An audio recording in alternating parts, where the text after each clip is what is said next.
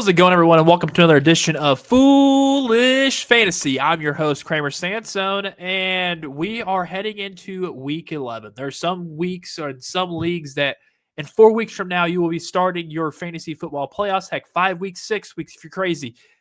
We are dwindling down rather quickly. I cannot believe we're about ready to get into almost Thanksgiving time football. That's in a week and a half. That is absolutely crazy to say. It is just knocking on the door that November's about ready has came and gone. And then we'll get to December, then we'll get to January, and then by then we'll already know who your fantasy football champion is in your leagues. And then we'll have to restart all over again, go back to the playbooks, etch a sketch, whatever we just did if it didn't work out, and rebuild and regain trust in whatever you can do for the upcoming 2026 fantasy football season. But before we get there, we have to get through Week 11 first, and that's where we're at currently right now in fantasy football. And we have a nice slate of games to get a hold of and to. And also tonight, with it being Thursday Night Football, we have a possibility of some snow. Yeah, no, let's just get into that. Start off with the foolish funsies. We might have some lake effect snow tonight for tonight's football game between the New York Jets and the New England Patriots, which is going to be played in New England. But the thing is with this, I absolutely love snow games. You can guarantee me that later on tonight, I will be flipping on the game, and hopefully it is a nice, beautiful snow globe setting there in New England. But man, I'm hoping and clamoring for that. It may not happen, it may not come through, but you know what? The only thing I can guarantee is the fact that how beautiful the Northern Lights were coming across Kansas City the last couple of nights. So at least I was able to experience something like that. But I just absolutely love snow football games. There's just something about it where I will be captivated from the entire time from start to finish of the game, and I will love and hate every single second of it, because if I have players that are starting in this game, I'm very concerned, whether if you are a wide receiver or if you're a quarterback. I'm absolutely concerned on starting either Drake May or Justin Fields this week. Granted, I know they can probably scramble around the pocket, especially Justin Fields, get them to pick up the first down if they need to.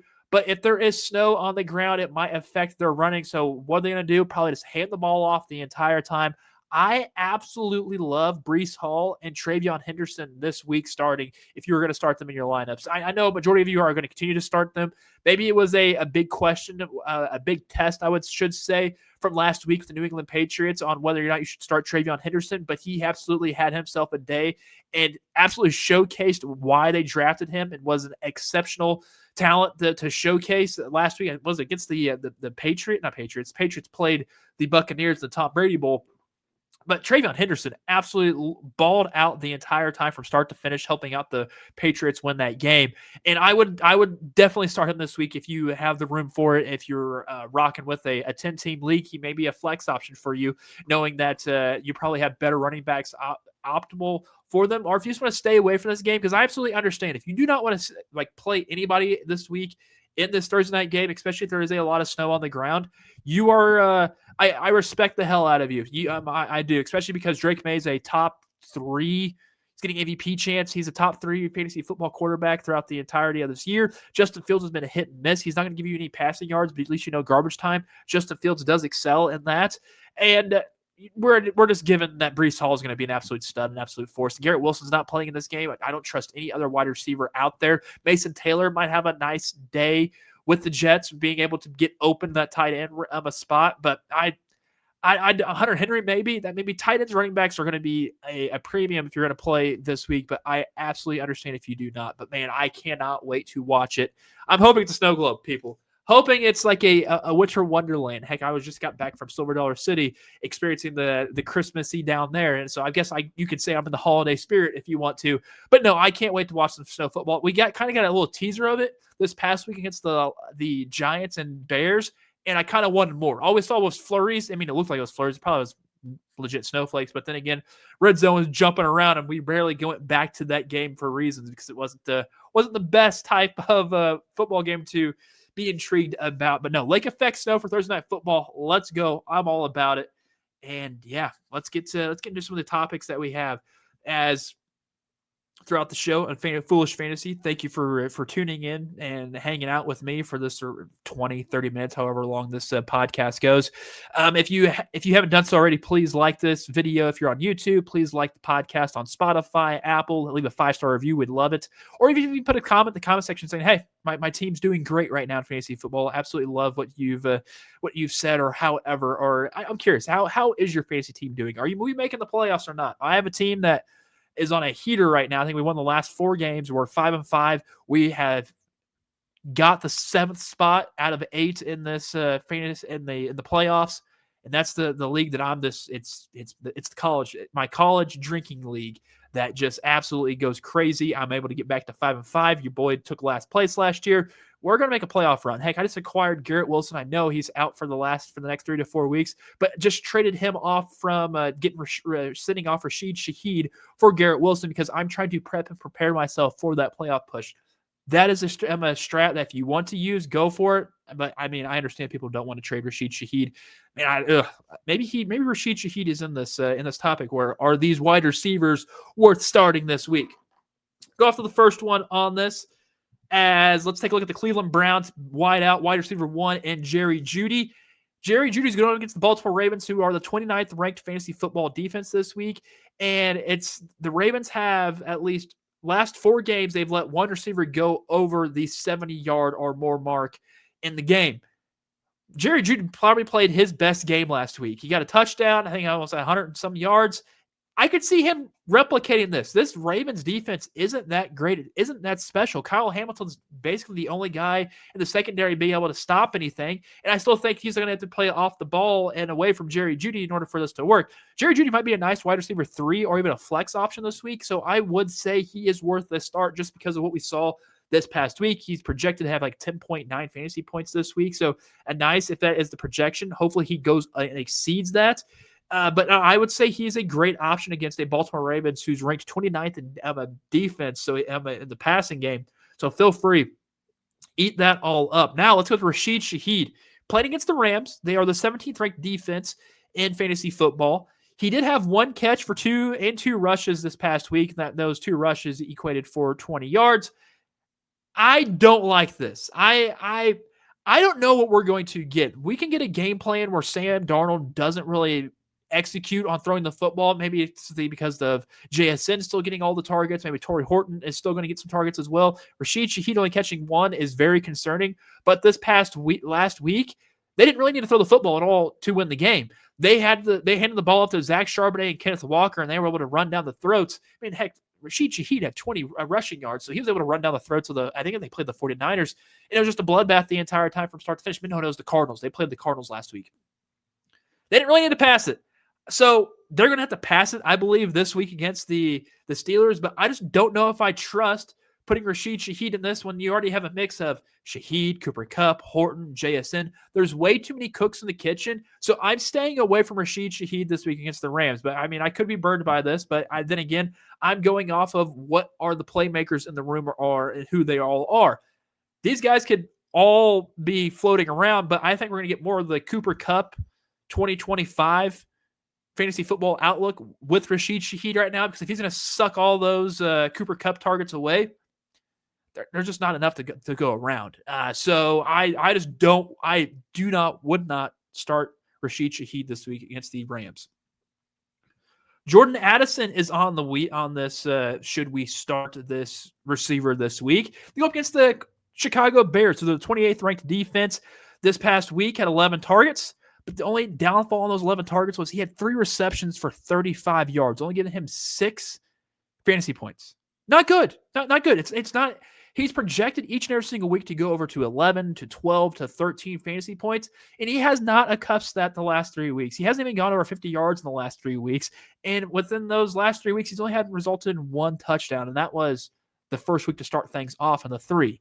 So what was that? Week 7. Like he has not scored a touchdown since week 7. Insane.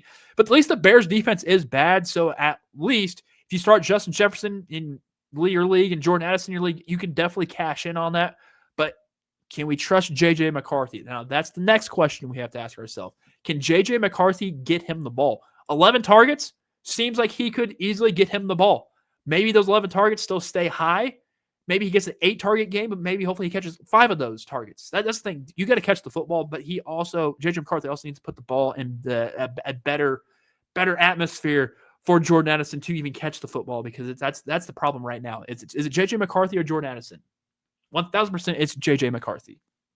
And I will live and die on that hill of it being J.J. McCarthy. Now, should you start him? I think you could. I think you could this week against the Bears. Maybe this is the breakout week. That Jordan Addison is capable of going over 100 yards and with multiple touchdowns. He is very capable of doing that, and he could do it against a very poor defense in the Chicago Bears this week. On to the next one, Keenan Allen.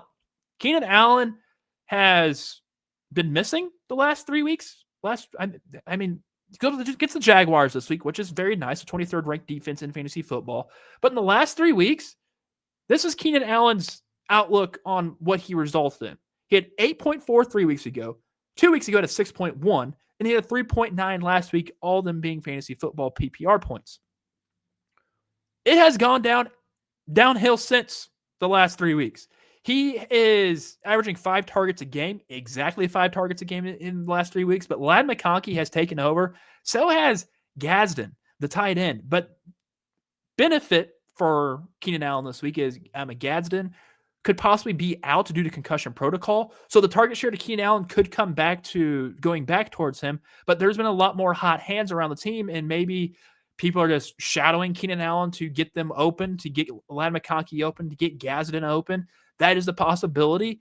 But right now, I would say, yes, go ahead and start Keenan Allen. I think he's going to have a better week this week than the previous ones. He's definitely could get to above the 8, could get to the 10 mark, and honestly get to the 11. I know he's at least going to be projected at least a 12 fantasy football points. You would want that, clearly. But is he going to get that? I have no idea. But I think it's the Jaguars' 23rd defense. Yes, he could. And also, if they start maybe guarding Ladd McConkey a little bit more. That just depends on how the defense is set up. But Keenan Allen is at some point projected to do great things. I would start him this week against the Jaguars. I would. 100% would. Go Juwan Jennings of the 49ers. I don't know why I said it like that. But he plays against the Arizona Cardinals this week. And the Cardinals have, I think, the 21st defense in fantasy football. They have also allowed 19 fantasy points per game to wideouts. Juwan Jennings is a must start. He's also scored a touchdown in his last 2 games. He's just been absolutely on one. You can tell he's healthy. That's the thing. He's healthy right now, which means tremendous numbers should be put up with Juwan Jennings each and every single week. I'm saying like 10 targets, maybe 9 receptions, 115, 120, 130 yards, maybe a touchdown, maybe 2 of them. That's what we're going to get from Juwan Jennings, especially if Brock Purdy does come back. Heck, even Mac Jones can do it. Hell, Mac Jones has done it the last 2 weeks with him. So why couldn't any quarterback can do that with Juwan Jennings? But Juwan Jennings is fully healthy, and you can kind of tell that he's fully healthy because of the production he's putting out there on the field. So I would absolutely start him this week against the Cardinals. I would. Now, Tej Johnson, lastly on the list against the Bills, the 13th ranked Bills defense. I actually would start him this week. Godwin is out, even though Godwin did practice this on Wednesday. It was at a limited capacity. I don't think Godwin's going to be fully healthy and fully ready to go up against the Bills. But even if he is fully ready and fully healthy to go up against the Bills, the defense is probably going to shade Godwin more than Tej Johnson. Even if Tej Johnson is even out there, he's going to get his look. Baker Mayfield loves throwing to this kid. The rookie has absolutely done wonderful things. His target share in the last 3 weeks was 9, 6, and 5. The craziest thing is he's available in a lot of your leagues. Only owned in 34% of leagues. 2 touchdowns last week, folks. He's getting the looks, and it shows. Baker Mayfield likes him. Even if you don't want to start him this week, and he's only owned in 34% of leagues, this is a guy that can help you win a playoff game later on down the road. Maybe he's a grab and stash kind of candidate. This is a dude that you want to have on your team. Only owned in 34% of leagues. Absolutely wild. Insane. Pick him up, people. Pick him up. And it's the Bills defense. Bills defense isn't that great. I know they beat the Chiefs. I get that. But it's just not that great in the passing game. And maybe Baker Mayfield can do more than what Pat Mahomes did. All right, now here's players that you should consider not starting this week. Baker Mayfield against the Bills. I think that's funny. The Bills, they have surrendered more than 14.6 points to any individual quarterback since week 1. They are stopping everybody. It's not, but still, Baker Mayfield can get the Tez Johnson. I know everything I just said was, I guess, redundant now, but I would not start Baker Mayfield this week. Just wouldn't do it. I think it's funny. I put this rundown together, and then that just slapped me in the face, not knowing what I was going to say there. So yeah, no, that's awesome. But yeah, Baker Mayfield is a person that you should not start this week. I wouldn't start Chase Brown against the Steelers. Steelers defense is okay. Steelers defense is not so good at pass coverage, but damn it, they excel at stopping the run. I think they can contain either whoever they have out there with Samaje Perine or even Chase Brown. I don't know if Chase Brown's even going to be a check down target. Their linebackers fly to the running back, so I would not start Chase Brown this week. If you have to, you have to, but there's more running backs out there that's going to have a better outlook than what Chase Brown's going to have against the Pittsburgh Steelers. Saquon Barkley, who that game, the Eagles are just annoying to watch. They're not fun. They're not fun whatsoever. And so I think Saquon Barkley also took a step back. And the Lions defense is actually pretty damn good at stopping running backs right now. I would be very cautious. Of course, be like a flex option. A flex would be perfect for Saquon Barkley this week. But you consider starting him? Sure. Why not? But I don't think you're going to get the outlook that you're going to. He's going to have a rough time at the day, but who knows? This is a guy that can easily jump over backwards and hurdles a guy and get a touchdown possibly. That's just what Saquon Barkley can do. He's a wizard at times, but I just don't trust him this week against the Lions defense. Just don't. I don't trust Cortland Sutton this week against Kansas City Chiefs. Only 3 wide receivers have only scored as many as 15 points against Kansas City Chiefs this season, and Cortland Sutton's not going to do that against the Chiefs. I mean, it would be impressive if he does, but he's also going to be guarded heavily by a name that we have yet to even speak of because there's only been so many highlights this season that he hasn't even made. But Trip McDuffie. Last time I think what Trip McDuffie, what we talked about was whenever Devonta Smith was able to moss him back in week 3. But ever since then, Trip McDuffie has played absolutely fine. And if he's not being talked about, that means he's doing great things. And I think he's going to probably shut down Cortland Sutton. And Cortland Sutton's name will not be mentioned a lot during Sunday's afternoon slate of games with the Kansas City Chiefs and the Denver Broncos. On to the next one. Let's still the same game. Xavier Worthy. The Broncos defense is good. They're going to have a tough time, the Kansas City Chiefs, while moving the ball down the field. I think they're going to have a tough time with Kareem Hunt. I think they're going to have a tough time with Xavier Worthy, possibly Rashee Rice, even Travis Kelce. The defense for the Broncos is 100% legit, and I think Xavier Worthy is going to have a terrible time this week. I would not start Xavier Worthy at all this week in any of my leagues. And lastly, I guess I didn't put him on the thing. All right, so lastly was Mark Andrews. Mark Andrews against the Browns.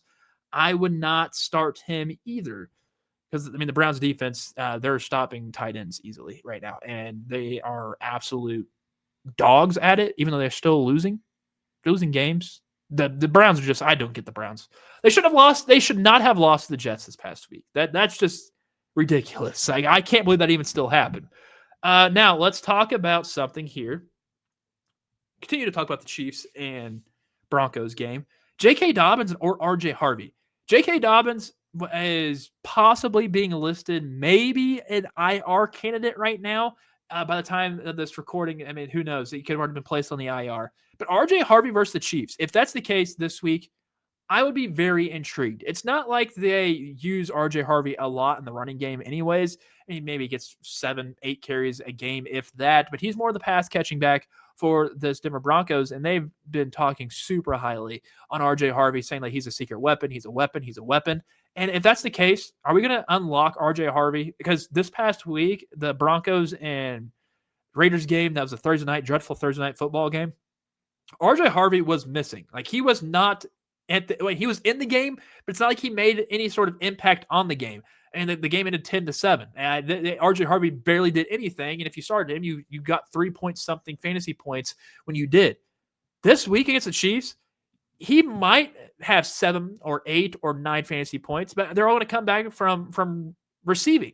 The Chiefs are very, very good at stopping the run, and it's clearly telling each and every single week that they are good at one certain thing, and that's stopping the run. I know that's James Cook cooked them. Josh Allen cooked them. I get that. I understand that. But that's just one game out of this entire 11 weeks that we're about ready to come up onto. So they've already played 9 games up until this. So they have done 8 games of stopping running backs. That's impressive. They can easily do it right here against the Denver Broncos. And it's going to be RJ Harvey. Be a lot of RJ Harvey. Do you start him? Do you not? I wouldn't. I wouldn't. If you desperately have to start a running back this week, maybe at a flex option, maybe you're running back too. Possibly, just depends on how your roster is constructed. But if you're in 12-team leagues, I expect you to start them. 14, anything above a 14, I expect you to start them. Maybe 12, maybe not so much. I know I just mentioned that they should. No, maybe not. It just depends on how your roster construction is.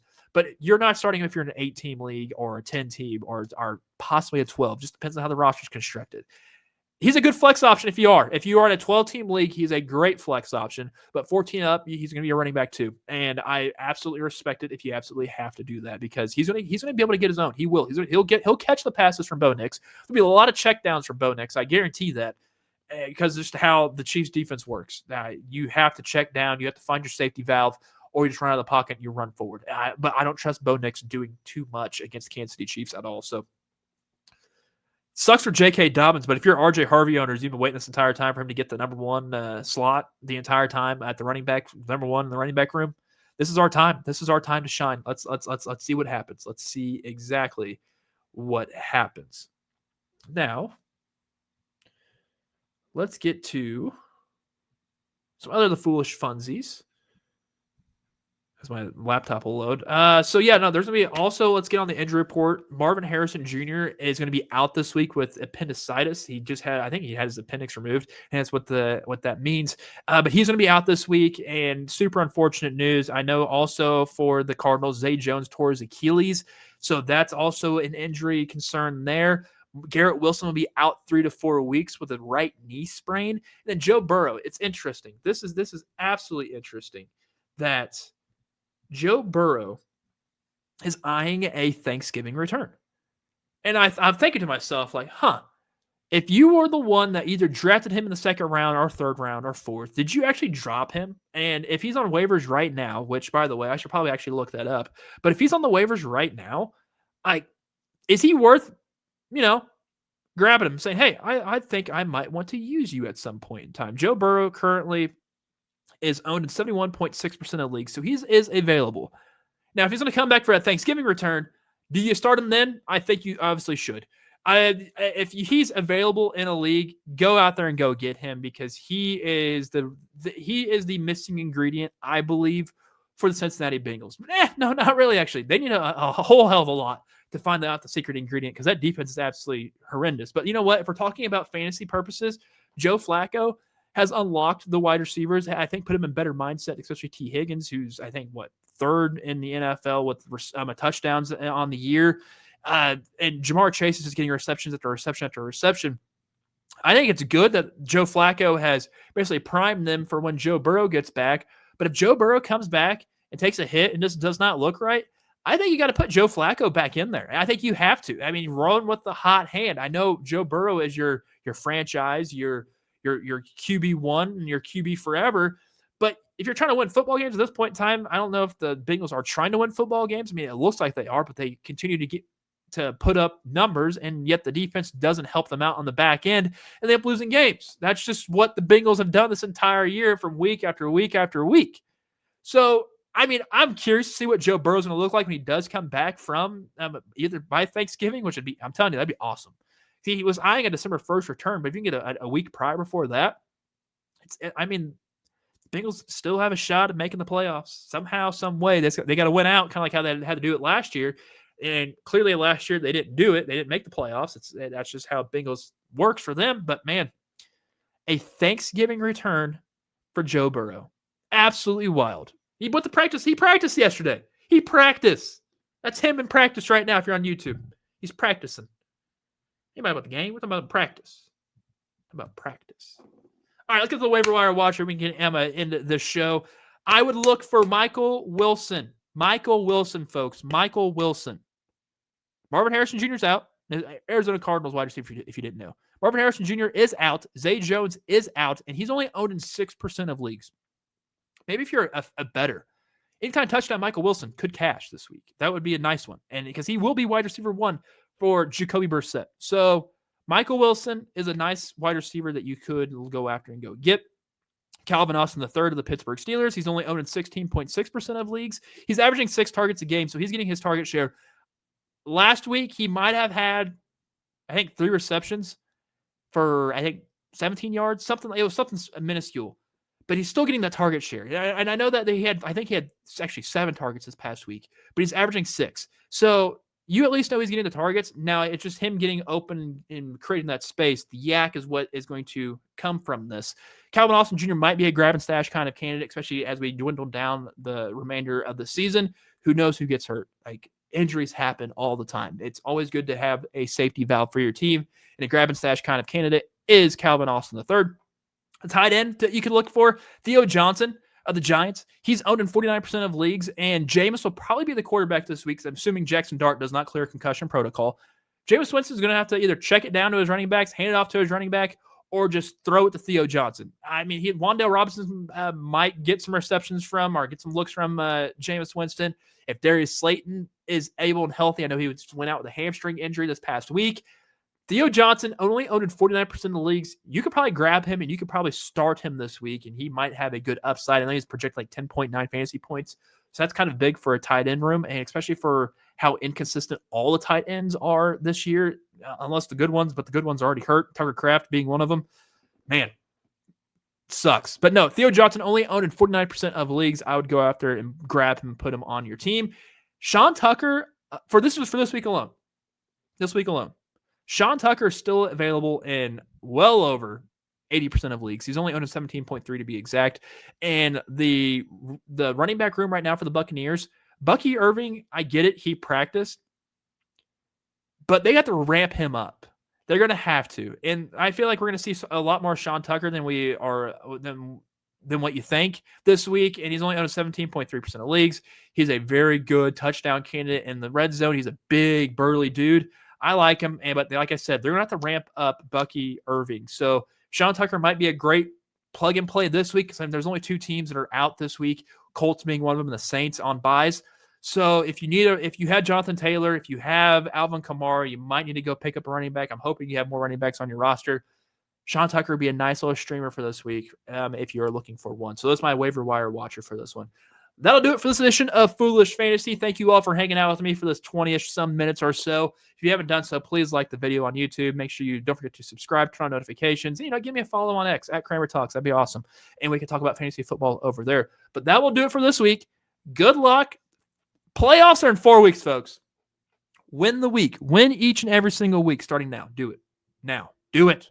Do it. Just do it.